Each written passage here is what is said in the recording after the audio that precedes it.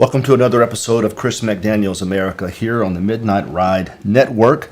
With me, as always, Jack Fairchild. Jack, how are you? I'm doing pretty well, Chris. All right, I hope you're ready for a big show today because we're going to talk about a lot of issues I think the people out there are going to have some interest in. I want to start talking about the American story and what that means. I can't not talk about kickers in the NFL and how they have developed a sense of conscience, it appears, over the last few years, and what that means not only for this young man's career, but for the conservative movement. And I also need to talk just a bit about Trump, the debate with Biden that's been set up, try to understand the dynamics there, and then move to miscellaneous stories later in the show, especially a question I want to ask you right now. You should know the answer, but some of you might not. Who is the most generous? Which group? Liberals or conservatives? We'll get to that as well. But first, let's talk about the national American story and what that means. Every nation has a story. And stories, some might argue, that's really what builds nations. I mean, think about it. Nations are born through revolutions, and they're born through wars and conflict. But without the stories, what does it really mean? I mean, think, Texas has the Alamo. If you don't have the Alamo and the bravery there that day, does Texas really have a story? Countries need stories. They're important. You might remember when the Ukrainian fight with Russia began. Russia invaded Ukraine, and there was this one little episode where a Russian warship had approached this place called Snake Island, and the Ukrainian soldiers were outnumbered. They had no chance to survive, it appeared. The Russians ordered them to stand down, and their response is pretty famous. They said, "Go yourself." I can't say it online. I think you get the gist. It created a national sense of unity for Ukraine. Bravery, courage, the stories of nations. And America has those stories as well. It seems, however, lately the stories are changing. If you haven't seen the movie Civil War, and I haven't seen it yet, I've read about it. I hear it's pretty compelling, pretty entertaining. What we do know is that it's dystopian in nature. There's nothing necessarily wrong with the dystopian stories. They look into the future, and they show us a bleak view of the future. They do that to teach us a lesson. If you don't change course, this could be what you see. George Orwell did that with 1984. Huxley in A Brave New World. Revelations in the Bible shows us a future that could be dystopian in many, many ways unless things change. And we see that now here with Civil War. You know, if you look at it, the movie is just entertainment. But it really is a trend of entertainment in this country, is it not? Whether it's the Civil War, talking about dystopian themes, and the end of our republic, the end of democracy. I'll talk about the difference in those two in a moment. Or whether it's The Walking Dead or The Hunger Games. It seems that every single story that's being told out there right now is a story about the American demise, about society's demise. It's almost implied that we've already lost, that the country is going to fail. And you can get the sense of fatalism in the American population right now. Everybody seems to be mad. Everybody believes the country is going to fail. And if you ask Republicans, they're mad, and they think this next election is the most pivotal moment in all of U.S. history. If you ask liberals, they'll tell you the same thing, both believing the country is about to fail. Our stories are changing. And when stories change, countries change. Now, here's the thing. You talk about Reagan or even Obama. These men were very good orators. They told good stories. You might remember Reagan always spoke of America as a shining city on a hill. That's a powerful symbol. He was using John Winthrop's speech off the coast of Massachusetts in the 1600s as a way to establish America as this pinnacle, the most important place in the world, a city where people could come and live and be happy and prosperous, right? That was a big deal. And he told that story, and he inspired us with those stories. Even Obama, I didn't believe a word he said, but when he told stories about America, he did his best to tell America that was uplifting many times. And then ultimately in his policies and in interviews, he tore us down. Did you notice that? When he gave the great speeches, it was always this wonderful, bombastic viewpoint, and it was, in some respects, beautiful, but you knew what he was getting at. He was playing the game. He was using Reagan's model. Both of those presidents told stories in an attempt to refine and make better what we could about this country. That's gone now. That's gone now. But so too are the old stories. Think about World War II. And I only go back to World War II because you can imagine movies played an instrumental role in World War II. Some folks call that propaganda. It's not propaganda. It's how you unite a country against Hitler, against imperialism, against Nazis, against fascism. And we had great movies that were created by great producers and directors, and it had a way of unifying us. Remember that? Mm-hmm. I do. We were unified. There have been moments of unification. Casablanca was a movie that seemed to unify us, and these other movies of the age were more about bringing us together than they were tearing us down. There was a World War II movie called Why We Fight. It was defining. Even Frank Sinatra, he was engaged. A celebrity at the time that probably shared fairly liberal values, but at the same time, when it came to this country, he loved it very much, and he tended to fight for things and say things that were unifying, inclusive, tolerant, America, special, exceptional. Gone are those days. And so the argument is America needs a story that unites us, a story that makes us better. But here's the problem. Here's the dilemma.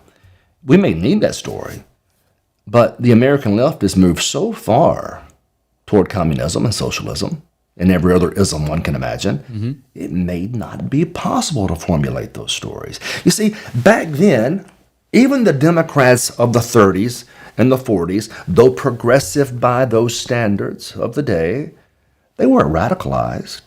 They still loved the country. They still valued the language. They valued the religion, right? They valued territorial sovereignty. We had more things in common, Republicans and Democrats then, than we didn't have in common. Now we're polar opposites. And so we're trying to find a unification between the two parties to bring us together, philosophically speaking, to keep us from going down this dystopian path. And I'm here to tell you, I'm not sure it can be done. And here's why. Every story has to have some common theme to unite. But the modern Democrat Party has lost its collective mind. Now I realize there are various factions to Democrats out there, like there are various factions of Republicans.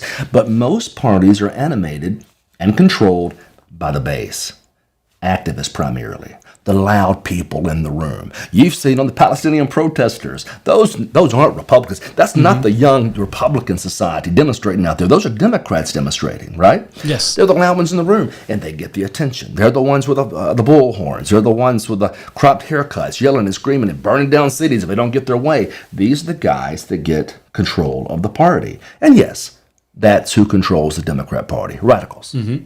Radicals. That's why a man like Joe Biden, who used to not seem to be so nutty, has become super nutty. He's trying to hold the radicals in the tent, right? Because they control the party. Now, do we have anything in common with those radicals? That's the first question. And the answer is, I don't think we do. So the tough thing to do is try to understand a way that we can formulate a story to unite us. But how do you unite with people that intuitively hate everything about this country's founding, origins, and traditions? That's the question. We're telling two different stories. Their story of America is dystopian. Their story of America is the end. Their story of America is it has to end before this great new progressive age can come to bear. Our story is we have the greatest country in the history of the world. Our story is we can make it better, yes, but not by abandoning the very conservative principles that made it great in the first place. Capitalism, for example, the Constitution, for instance, religion, for example. Things that made the country great from day one, we say we should conserve. They're trying to toss it all in the ash bin of history, aren't they? I think so. You have two conflicting countries under the same roof. One that despises the old ways, one that thinks it's systemically problematic and wrong-headed, the other trying to preserve what's left of the old ways because we know those ways work. Now, you tell me, if you're listening, how do you form a story with those types of people in your tent?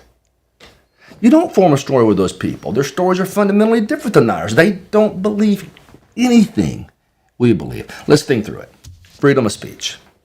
A conservative would say freedom of speech is paramount, preeminent. First Amendment of the United States Constitution, and in every state constitution, is protected. Free speech means that you have a right to say what you wish, even if it offends somebody. Free speech also means that if somebody else says something that offends you, that's just tough. The price we pay to live in a free society is to be offended. Now, how do liberals view free speech? You tell me. Oh, the way liberal views free speech is if I say it, I should be allowed to say it. If you say it and I disagree with it, Okay. then you All should right. be shut down. Whether it's pronouns Yes. or campus, code, politics, you can say this here, but not this here. Yeah. They're very controlling and Safe regulating. spaces. Regulating with speech. In other words, they don't really believe Yeah. in free speech. So let's look at it from that perspective. Even a fundamental issue like free speech, who back in the day, Democrats and Republicans agreed on. Now, Democrats and Republicans really don't agree on.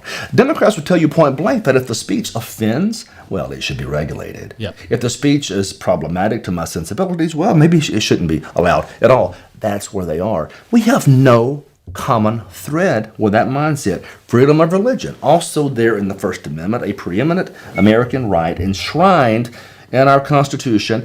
And you ask yourself, do liberals really believe in freedom of religion? The answer is no. If you're a Christian baker, they're going to force you to bake that cake, no matter what that cake Yep. may say. If you're a Christian school child, you're going to have to leave your values at the door before you walk in there. Your rights don't matter in school. If you're a pastor speaking your mind and you have to say something even remotely conservative, they'll go after your IRS status. If you're a kicker in the NFL and you say something remotely conservative, they come after your career. So religion to liberals really means nothing. Yeah. They don't value it. They never have valued it. They see it as oppressive. They see it as part of a class system, a caste system that keeps people down and controlled. They're going to be hostile to Christianity because Christianity is hostile to their view of the world. So here's this important enshrined right, and we still have absolutely nothing in common with these people. So once again, I ask you of the audience, what's the shared story there? If we're going to save this country, tell me what the shared story there, because you have one side of the equation that's moved so far to the left, they're barely recognizable. They're not even Americans, roughly. I know that's radical, isn't it? They don't represent the American ideal. So where are we? Do we have anything in common when it comes to freedom of religion with these people? Jack, are you listening? You with me? I'm listening. What's the answer? No. Perfect. The Constitution. We believe it says what it says. It means what it says. Mm-hmm. Of course, it has to. It's the preeminent document of our land. Those words matter.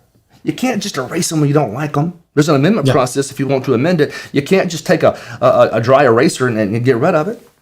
Liberals, how do they view the Constitution? Oh, it's a living, breathing document that is open for interpretation. Open for interpretation, open for redaction, open for erasure, whatever it takes to get their way, they'll do whatever it takes. So we don't even agree with our fundamental documents. Our documents. They say they value the document. They don't act like it because they don't read the Second Amendment the way I do. They don't read the First Amendment the way I do. They don't read any amendment the way we do. So, where's the shared story there? Where do we go there? Okay, military.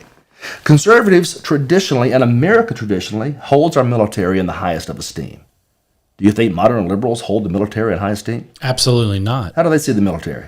They see them as oppressive, just like you were talking about before. They see them Warmongers. as Imperialists. warmongers. Imperialists. Warmongers. Child killers. Okay, see, you know what I'm talking about. Now, where's the common story there? Where are the common threads that bind here?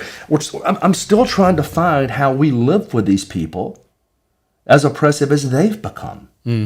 We're trying to argue the old ways work. We're trying to argue we will let you live your life as you see fit if you'll let us live our lives the way we see fit. They can't do it. So where's the common thread here? What about the police? Something we all should agree on. What do the liberals say about the police? Oh, they're too oppressive. They're just trying to target certain individuals that Defund. they are very selective, need to be defunded. Defunded. And you wonder why Memphis isn't safe. Yep.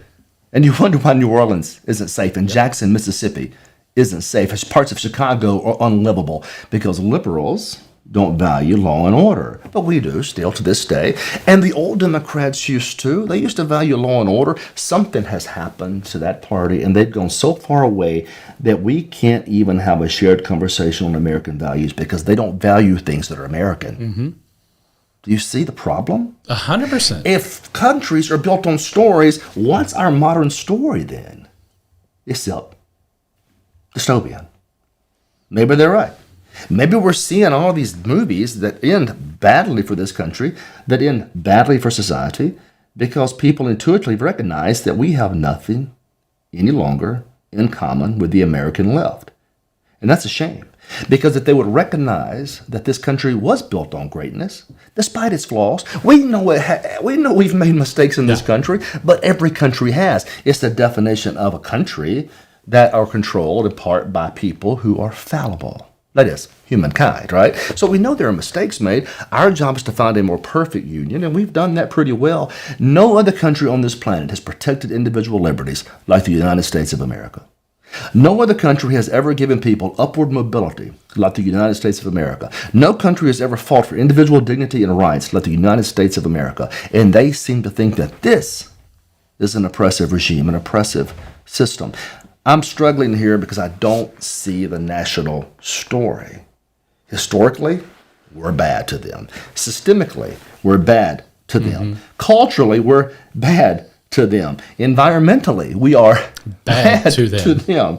And so if stories matter, and I believe stories do matter, we at least have to confess that our adversarial opposition has moved so far to the left, they're barely recognizable. I think that's 100% accurate. And when you look at these battles nowadays, Chris, I mean, I was talking to somebody just the other day about civility and the ability to debate those that disagree, and it's non-existent. And if you don't believe me, walk on a college campus right now and try to have a debate with one of these liberal students, or even worse, one of these liberal professors out there that are indoctrinating these kids. They will shout you down. They will start to call you names. They are not interested in actually debating the ideas. They want you to accept their belief, and if you don't, you're intolerant. But what they don't realize, Chris, is the fact that what they're practicing is the very thing that they're claiming they hate. They're practicing their own intolerance right there. It's laughably hypocritical. Well, we are in a difficult time trying to find our national story. I'm looking at a quote here from Walt Whitman, and he described this country once as a nation of many nations. It's a really interesting concept if you think about it, because really the melting pot concept is what he's discussing here, in that you have the Irish and the Scots and the English and the French and the Spanish, and all these folks come to this country, Eastern Europeans, everybody, for whatever the case may be, a nation of many nations. And he believed that, in his position, that no one would be excluded. He says the boatman, the clam diggers, the farmer, the deacon, the runaway slave, the prostitute, and the president each have equal reverence. For every atom belonging to me is just as good as it belongs to you. Poetry by a writer who understands inclusiveness, real inclusiveness. And that's where the American left has gotten it wrong. Under the guise of tolerance and inclusiveness, they've abandoned everything they claim they believe in. Oh, it makes a good story, but it's just a story. One of the best examples, and you hit on it just a moment ago, we're talking about American college campuses where you're supposed to be challenged and there's supposed to be diversity of thought, right? Debate. I haven't seen much of that lately. Doesn't exist. I haven't seen much of that lately. I did see a punter, a kicker for Kansas City that made some comments at a graduation commencement speaker. You've probably seen the story. I have. Just people have gone crazy over this.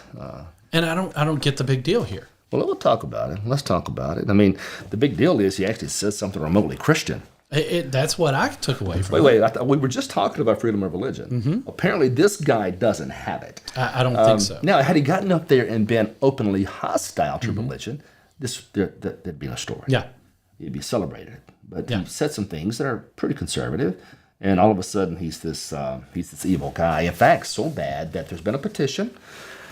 100,000 plus people have already signed this petition to get rid of this guy. They want him gone. He plays for the Chiefs, as I understand it. Yeah. His last name is Butker. And all this time I've been watching football, I had no idea who this guy is. But now here we are. He's famous now, all for, I think, the right reasons. But we'll get to that in a second. Now, Jack, what he said, and I'm paraphrasing, he said a lot. He made some comments that were based in the traditional family mentality. He did. Now, he didn't claim that he was perfect. Not once. He didn't claim that he had all the answers. Nope. None of us are perfect. We're all sinners saved by grace, and we all have our flaws, and that's why it's so hard for us to be judgmental. But he didn't say anything that was particularly hateful. He shared an opinion. Perish the thought. He shared an opinion. And it's my understanding he was speaking to a a college, a small Catholic college. Yeah, a college commencement. Oh, even more shocking. He said something Catholic at a Catholic commencement. Yeah. That's the most shocking thought process of the day. I think the name of the university is Benedictine. Is that right? Was that right? Think so. Rooted in Catholic tradition. So he goes to a place, small school, university, and he says things that sound remarkably Catholic. You know, Joe Biden's a Catholic. I haven't heard Joe Biden say anything Catholic in a long time. But he goes and he says these things. Now, Jack, I know you've pulled up the quote. I do. So let me know when you've got it ready. Because I've got it okay, right here. Okay, let's talk about the first thing he said that caused everybody to lose their religion, literally.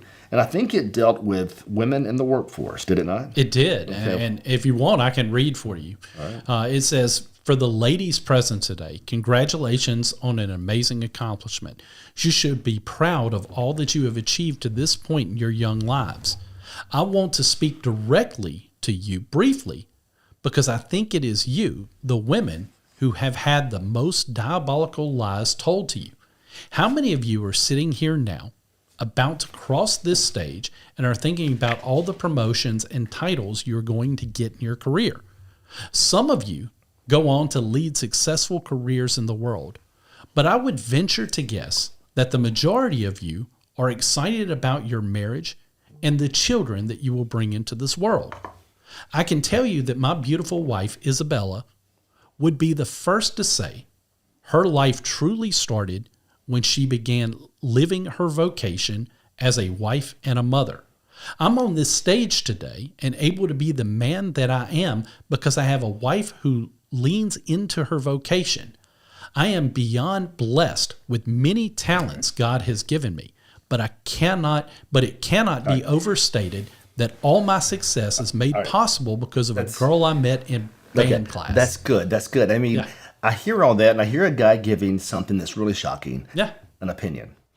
He gave an opinion. That's all he did. He gave his opinion. And for people who recognize the value of speech and the value of religion, he has kind of checked both of those boxes while speaking to a mostly religious audience at a mostly Catholic university. Yeah. All right, so he says these things. Now let's just go through the comments just for a moment, because I will be the first to tell you, I believe that women should be able to do whatever they want to do.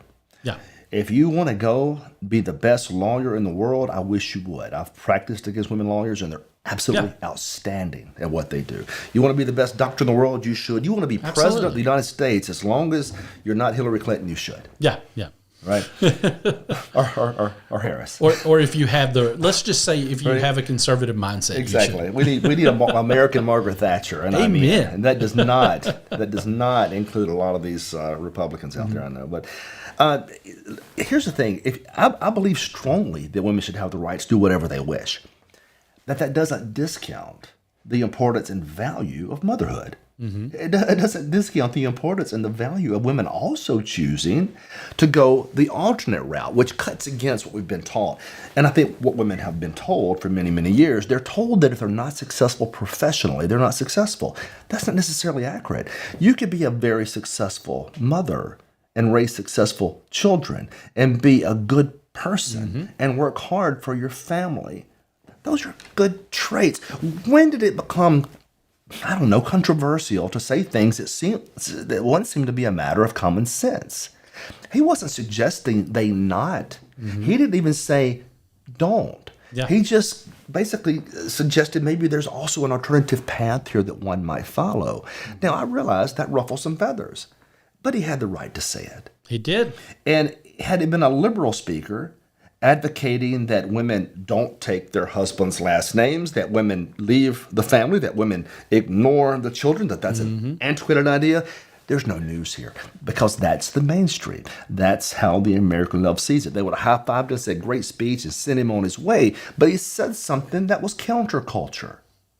That's what's crazy. Yep. It's that counterculture now. If you've ever wondered how far we've lost or how far we've gone down this rabbit hole, something like this, which is an opinion. It is. And he said it. And they're trying to take his job because he spoke his mind. Are we really there now? Are we to the point now that you say something out of conviction because you really believe it? Whether it's right or wrong, you believe it. And we say, well, you can't work here anymore. You got to go. The Chiefs, they've been all over the place. They don't know whether to condemn it, condone it, rush for it. And look, just say, look, he's a grown man. Yeah. He plays for us. He doesn't have a right to his belief system. The most American thing here is the belief system. This is what got me. The Chiefs, their first comment was, we're for inclusion. Evidently not. Or you would include his thoughts. Yeah. Inclusion goes both ways. It's not just about a sexual activity or a color or a gender. Inclusion also means diversity of thought. And in this counterculture, he just says some pretty compelling things. Yeah. Alarming, evidently. Some more things he said. He talked about men being masculine. Oh, Lord, what is so wrong with that?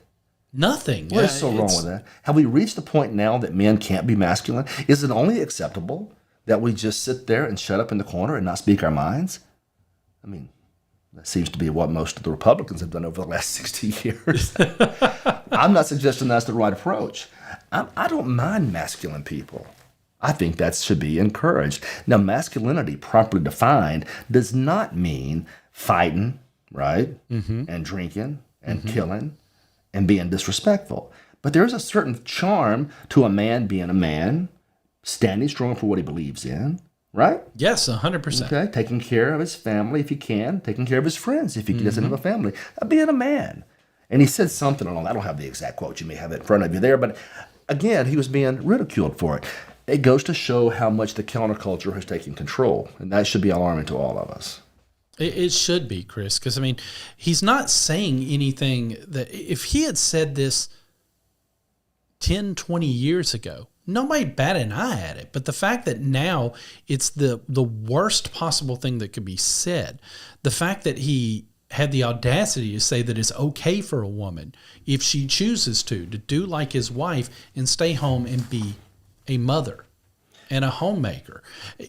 The fact that he condemned, the Pride Month celebration that they have, the fact that he said that men should be allowed to act like men. Yeah. I'm struggling with this, Chris, because I'm really struggling with where the offensive statement is here. Well, look, here's the thing, man. It's only offensive because it runs against the culture, the prevailing culture. And then today, after he says those things, he's immediately attacked online. I don't know if you saw this story, but this is a bombshell accusation Yes, I did. That this man, when he was in college, hooked up with a male cheerleader. That's the liberal mode of operation, it seems. I mean, it's probably nonsense. Yeah. And they should be sued for saying it. But even if he did, does it change his present opinion? It does not. Does it change his present opinion and structure? Yeah. It doesn't. And they say, well, he's a hypocrite. Maybe he's born again. Yeah. He may not be a hypocrite at all. He just may have changed his position. But again, this goes to show how they fight. He dared to punch the wrong people. He dared to go against the culture. So now his life has to be torn to pieces. It was an opinion. It was. It was an opinion. Let people have their opinions. Chris, did you, I know you saw the story where that bombshell came out. Did you happen to see how giddy the left was? Oh, this made my day. Why? Because it doesn't prove anything that you think it does. It just goes to show how poor they are in any of their arguments, that they think that this is some smoking gun that completely discredits them. It isn't. Well, here's just something else that always bothers me about the left. Again, they're going back and they're making these accusations. If you were to ask this man about his past life, in fact, if you were to ask any Christian about their past life or any of their present life, if the Christian is honest, he's going to tell you, look, I messed up. Yeah. Yeah. I'm not perfect. No, that's the whole point. Yeah. The whole point of Jesus was to protect us from ourselves because we were so bloody and perfect. Christians are by definition flawed and failed, and that's okay. We have a Redeemer. It doesn't make us perfect. So if he messed up in college, does that mean that his message is completely and wholly irrelevant? It doesn't. And I don't understand that mode of attack. He had an opinion. He said it. It was a college campus. I thought colleges were for open debate and inclusion and diversity, but apparently they're not. Unlike our sponsors, Jack. Our sponsors. We've got some great sponsors, Yes, Chris. And let me start, by saying this year has come with a lot of uncertainties. Will red-hot inflation continue? Will interest rates continue to soar? How can the Fed promise a soft landing when all signs point to another serious recession? If the beginning of the year has shown us one thing, inflation is not slowing down. Now the Fed is completely incapable of fixing these issues. Like millions of other Americans, I've found myself asking, how am I going to protect myself and my family? That's why we at the Midnight Ride Network spoke to the folks at Genesis Gold Group, our new platform partner for the Midnight Ride. They walked me through how I can protect my savings with real physical gold and silver. Genesis makes it easy to convert your 401k or your IRA into a retirement account backed by precious metals like gold and silver. Genesis Gold Group has decades of experience helping folks just like you preserve your hard-earned savings, and the service provided to their clients is truly one of a kind. Call Genesis Gold today at 800-200-GOLD for a no-commitment informative consultation with one of their experts to find out if Genesis Gold can be a fit for you. That's 1-800-200-4653, or visit them at midnightridegold.com. And when it comes to protecting you and your family's future, I'm excited to share with you another one of the Midnight Ride's new sponsors, Prepper Beef. Prepper Beef offers a range of freeze-dried beef and freezer boxes with steaks and roast made from high-quality, all-American cattle. These products are made to last for up to 20 years, ensuring you have access to premium beef for decades to come. By supporting Prepper Beef, you're not just buying beef, you're supporting American ranchers' values and your family. Join us in our mission to eat well and eat well tomorrow. Visit midnightridebeef.com and stock up for your future. Outstanding. Two good sponsors of the show. We appreciate them very much. If you can help, we very much encourage you to do just that. And I'm sure our leadership team here, our producer, I noticed that with other sponsors that we've had, such as MyPillow. MyPillow. Well, we were sent a pillow. Yes. I need some gold. I want some gold. I want some gold for sure. Well, can we get some gold? He says, we have a pillow here, but we don't have any gold. It wouldn't have to be much. How much is an ounce of gold right now? Like $100 million or something? I hope so. Look, here's the thing. There used to be a time in this country's history, people don't realize it, that the actual dollar itself was backed by gold and later by silver. It gave the value, the dollar some inherent value, unlike it is now, which is fiat based on the United States government. It'd be nice to have something stable, some asset that's stable. And that's what this gold does. Just something to think about as inflation eats us alive and makes my child's chicken tenders 3 times what they were just 3 weeks ago.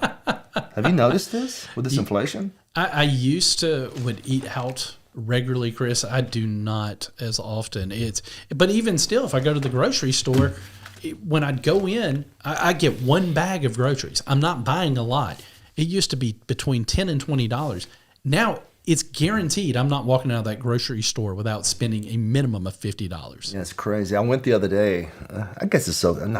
I went to a drugstore, and I was looking for basic elements, just basic things. I'm talking about, shaving, shampoo. Oh, clearly, I haven't used it. I did. and sometime, and just basic stuff. And I came out with 2 bags, and it was $200. And I thought, well, this Biden stuff's working out. And the food's going ridiculous, and I think it's just getting worse. I saw today where the Fed thinks it has control of inflation, but it seems to be raging out there still. Things still keep getting more and more expensive, but salaries roughly have been static. That was an incredible pinch on the American family, and I think at some point we should understand that this is what happens when the federal government does too much and creates built-up demand, way too much currency, way too much control of the Fed on those interest rates, and we create this situation where inflation is the natural result. If you don't get control of that, what you find is that people suffer. Now, get this. I wasn't going to talk about inflation today, but it's too important not to. Here's the big problem with inflation. Like, you take my mom, for instance. And she's in her 80s now, but my mom spent her life being responsible the way she was taught to be responsible. She was a saver first. Yes. Now, granted, our governments don't like savers. Our governments like consumers and investors, but she was taught to be a saver. And many people of our generation were taught to be savers. Yes. Because their parents had gone through the Great Depression. And, these folks saved tenfold, for goodness sakes. They saved, they use coffee cans with butter and bacon in it to keep in the fridge because they didn't want to throw anything away, right? Yes. So, and that mattered. They were taught to be good people who saved. Savers are the ones that are hurt the worst with inflation because that money in the bank account sitting there is literally being eaten away by this hidden tax of inflation. Yep. Every time a price goes up, the dollars that she's invested, just kept, saved, they lose value. Mm-hmm. Every time we print more and more money with this imaginary printing press we have in the Fed, their money loses value. So good citizen her whole life, followed the rules her whole life, and now she's having it stolen through bad government policies. I've told you before, the problem is not necessarily simply individuals. The problem is government, and it always will be. And the second we figure that out, as both conservatives and liberals, the problem is politicians. And the second we get those people out of our lives, the better off things are going to be. But that includes our monetary lives as well, our economic lives as well. Let people keep their money and quit messing with everybody's savings, and we'll be better. Speaking of that, Mitt Romney's back in the news. I saw. Mitt Romney is the poster child for why it is that Donald Trump needed to come to power. I agree. And Mitt Romney doesn't understand that. And I kind of get it because Mitt Romney is this handsome, articulate, brilliant, I would say Republican, but it just depends on the day. That's fair. But he has all of these wonderful things going for him. You can't take that away from him. The man is absolutely one of the most gifted people, I think, that's in Washington. The problem is Romney spent his whole career waffling. He spent his whole career not taking principal positions. And here's why. He claims it's because of the value of compromise. Mm-hmm. That's not why he did it. It was political expediency. Absolutely. He happened to live in a state that was trended left, and by George, he's trended left because he was more concerned about holding power than he was about doing the right thing. Yep. So the Mitt Romneys of our party have always sit there on their high horses. They really are the ivory tower thinkers. You know what I'm talking about? Yes, I do. This is our party. Don't mess with it. Don't rock the boat, sir. We don't need you conservatives being conservative. We need you to shut up and get in the corner and quit. This is who he's always been. So it's people like him that created the need and the rise for people like Trump. Mm-hmm. Just to stand up, push back, and throw a punch at somebody, even though sometimes it misses, right? Yes. Because Romney's never thrown a punch in his life. No, he has not. Doesn't mean he's a bad guy. I don't mean to imply he's not. I told you, he's a handsome, articulate, kind, brilliant human being. He just isn't a true, real Republican because he's more concerned about power and appearances. He wants to appear better than you. Silver spoon mentality. It's that country club mentality. Nothing wrong with country clubs. Nothing wrong with silver spoons, I suppose. But when it changes your outlook on people and you sit at a higher level and you think you're better, it's a problem. It is. Well, he's here now talking about Trump. He doesn't like Trump very much. Never has. And Trump, I'm sure, doesn't like him very much. Why would he? I'm sure the middle. And here's, look, again, I'm not here to bash Mitt Romney. Mitt Romney has a lot of good qualities. But these two men, as they are communicating, show the basic dividing line in our party, right? One that will do anything for power. Yeah. Maybe he's changed his positions every single day. And then one that's trying to at least do the right thing, right? Yeah. So now Romney comes out and says that Biden should have pardoned Trump. Now, I get that. That's a political, tactical move designed to put Biden in a better position. Now, remember, Romney's not here to help Trump. He's trying to help Biden. And he's saying that Biden should have just pardoned Trump of the federal crimes he's been accused of committing, even though it's not mostly nonsense. Yeah. But here's what got me about that. You might say, great idea. Maybe he should. Well, let's put that aside just for the moment. Let's talk about the mentality. Because he also said, I don't think anybody caught this, but it made me mad. He also said that Biden should have approached the prosecutors in these cases and told them to stand down. Wait a second. Would they do that for the regular, average American citizen? Absolutely not. Are you starting to get a peek into Mitt Romney's mindset now? Oh, he is the elite of the elite. The elite of the elite. In Washington, there's always been two sets of rules. Mm-hmm. There's a rule for those people, and there's a rule for the rest of us. They can insider trade. They can be corrupt. They can do whatever they want, and they protect each other. And the rest of us, you let us get accused of this, and nobody's coming to our defense. No, I'm going to jail. It was the most Romney thing ever. It was like, let me tell you how we do this at the country club, my son. We approach these people. and we tell them to stand down. We have a discussion, and during said discussion, we tell Francis to step down. Exactly. But if it's any of the rest of us, the second tier of the American population, we go to jail. Yeah. Okay, think about Hillary Clinton. The Clintons have violated more laws than the mafia. And let's not kid ourselves. There's nothing they haven't attempted. There's nothing they haven't tried. Yeah.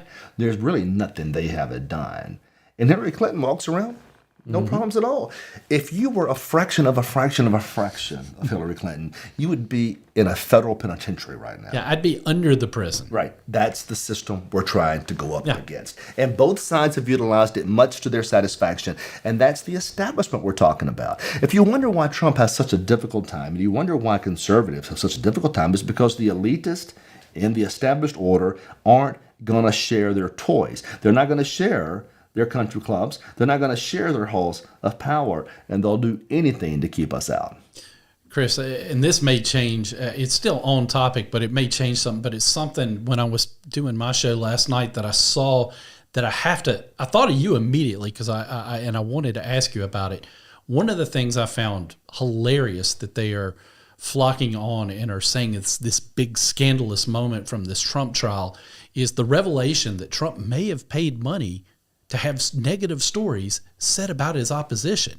Now, you as somebody who has had that happen very consistently to you, you see why I said I have to bring this up to you. I'm glad you said that. They make it sound like this has never been done before. I know, it's shocking. This is shocking. This is breaking news. Have you heard about that kicker down there in that Catholic university saying it's terrible? Now, here's what happens. So, whether the story is true or not, you plan it, you pay for it, it runs, and you take a hit. And that's just the way they behave. Republicans have been doing it forever. Yeah. And they take it a step further. Take about, when I ran in 2014 against Cochran, and that was a really wild race in many instances, obviously. But it was at that moment. If you look at my record, my legislative record, up to 2014, I had one of the highest passage rates of any senator. You did. My legislation often became law. I was seen as a cool kid in the party. An up-and-comer within the party, I think was what was said. They said it. I was like, all these great awards and, this rising star nonsense. Yeah. But then I ran against the establishment. And for the next 10 years, they killed all of my bills. Yep. And then when I ran again, they said, he's ineffective. Well, yeah, because those idiots killed all my bills. Of course I'm going to be ineffective. But the American voters are too dumb to actually recognize, for the most part, what game they're playing. Yeah. They've been playing this game forever. So to think that it's some sort of shock to the system that a story was planted and paid for, come see me for a couple of hours. And it's the way I might not like the game, but it is the way the game is played. It's and disgusting. They're pretending that this is some shocking moment. Did they forget about the dossier that they had of fake information on Trump? It's all disgusting. Yeah. These people are the lowest common denominators on planet Earth. Yeah. Here, now you're getting me fired up. That's what I was going for. Let me tell you about these people. They have no discerning skills, no discerning qualifications. They're all used car salesmen. And I would no, that's not accurate because I don't want to insult used car salesmen. They have handshakes and trust funds and good haircuts. And they make it to D.C., making a fraction of what people in the private sector make, but will spend millions to hold on to that job to assuage and somehow make their egos feel better about themselves. These people are just ego chasers, people pleasers. They don't have any real skill, which is why when they get to where they're going in Washington, they're told to get in line, shut up, and sit down, and they do just that. Yep. They do just that. They go up there. You don't think Mitch McConnell controls every member of the Republican caucus to a T? I know for a fact he does. All right. Now, maybe Ted Cruz breaks away. Maybe Rand Paul breaks away. Yeah. There may be one or two others, right? Mike Lee, for example, he'll break away. But let's not kid ourselves. The beating heart of that caucus, it's not the rest of those senators. It's whatever Mr. Mitch McConnell says. Yep. And it's the same in the House of Representatives. So basically, you've got two people controlling the whole government up there. And that's disgusting. Yep. But those are the kind of people that get elected. And somehow along the way, I don't know if it's the older generations or what, they made it sound like these people were our betters. These people aren't our betters. They're our inferiors. Walter Williams said it best. In politics, the scum rises to the top. not the cream, the scum. And I've seen it time and time and time again. And it goes back to a point I've made before. We don't have leaders in this country. I'm so tired of watching TV talk about our leaders in Jackson, our leaders in Washington. Those morons can't lead, or they wouldn't be there in the first place. We have representatives. They're supposed to do what they ask us to do, not the other way around. I resent the concept that we have leaders. We're Americans. I don't need politicians to solve my problems. I need those people to get out of my way and leave me alone. Well, Chris, That's back to part of your original point here, and this divide in our country. Part of the divide is because you have so many people on both the right and the left who have been indoctrinated into certain beliefs. And trust me, Chris, it's not just the media referring to these people as our leaders. I hear it from everyday folks referring to, well, our leaders in Washington, they're not our leaders. It has become an accepted terminology to describe these politicians. It's disgusting. And the games they play are disgusting. I saw Clarence Thomas, he gave a quote the other day, speaking somewhere. They asked him about D.C., and he said basically the same thing. And he said it's the only place in the country where people just try to hurt you because they can. Yep. And this is who these people are. Yeah. Listen, one of these days I'm going to write a book. No one's gonna read it. I think because no one reads books anymore. Well, they'll listen to the audio track narrated by me. That sure is not going to happen. Not unless you wear that mask. It's right here. Do I need to put it on to cheer you up before the end of the show? I wish you would. You should have had it. The second I said Mitt Romney, it should have popped on your head. Well, he is. It should be automatic. He is an honorary rhino of the week. I think he's a rhino of the millennium. One of these days, I am going to start naming names. Hold on. Just go ahead and put it on. I'm going to talk for a second. I'm going to start naming names. I've been in these back rooms. I know who these people are. These despicable politicians that so-called run this country. And I'm going to make a whole list. And it starts with the mask. You love the mask. I don't know why we need to say a word. I think an hour of you wearing that mask just like that is probably perfect podcast material. The only problem is this plastic smell. I don't think I could wear it for an hour straight. Only one way to know, Jack. Wear it till you pass out. That'll make news. That would make news. It'd be ratings. It would be. Well, I'm getting close to the end. I do want to cover a couple of more things real quick. Not that I can top your mask. I asked the question earlier, who is more caring? I say that with all due respect to anyone listening. Between liberals and conservative, who are the most caring? Which is the most caring group? And the answer might surprise you. I've been in a lot of situations in my past where I go somewhere and I sit down and I get into a conversation with someone who's a liberal. Mm-hmm. And liberals have a high opinion of themselves. Yeah, I've noticed. Nothing wrong with that. I don't mind disagreements, and I expect them, and I'm good with it. I like them. I like all people. I like to talk to people. And the conversation always comes down to, well, you guys are harsh, you're mean, you don't care. And I say, well, what do you mean don't care? Well, you don't seem to care about all these issues. I said, well, how generous can you be with my money? What do you mean? Well, you're stealing my money to make yourself feel like you care. I said, first of all, you're committing theft through taxation. Yeah.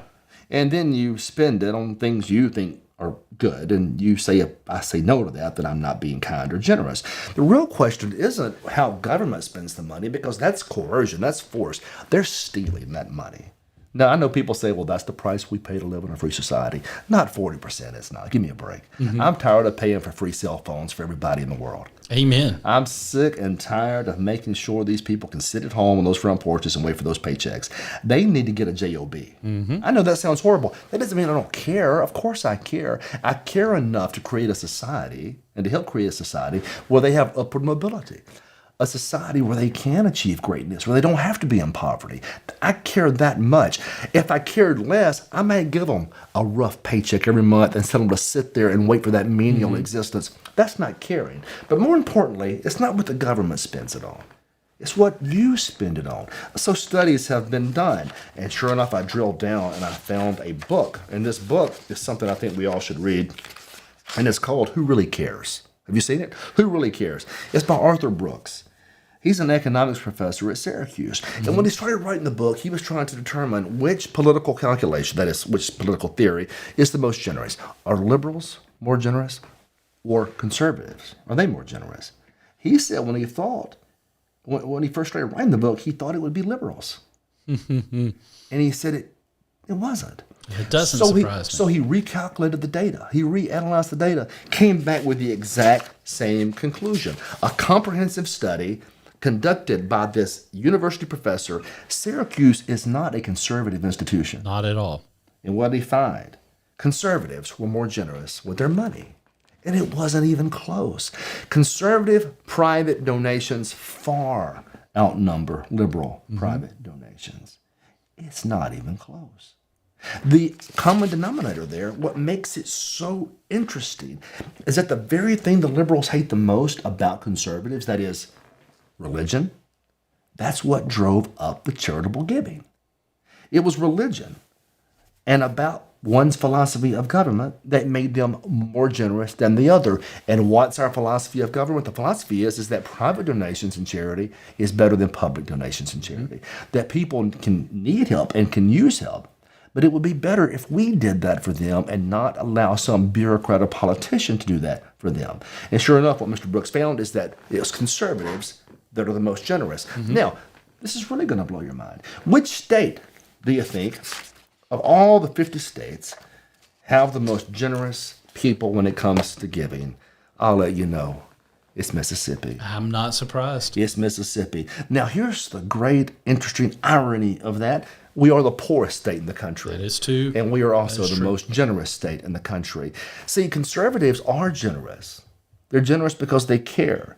They may not care about the exact same things you care about. We care about things that make people better. You care about giving free cell phones. That's fine. Maybe that works for you. But we care about things that give them chances for upward mobility and success. Private donations do that better than public.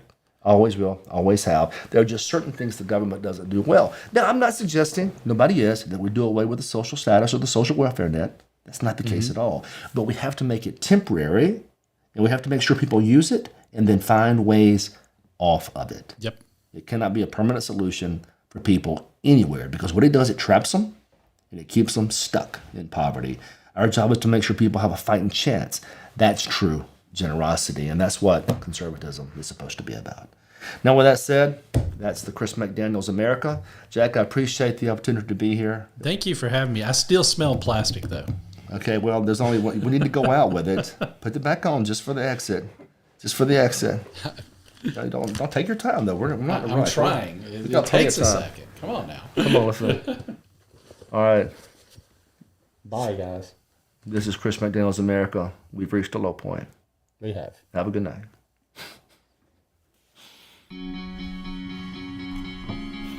I like it, Jack. Looks like you've been sleeping well. Megan, he's back. The My Pillow guy. And you're looking good. Still feeling good. Well, just when you thought it couldn't get any better, we've got the best pillow ever, My Pillow 2.0. Wow, it's so soft and smooth. It's cool to the touch. How did you do that?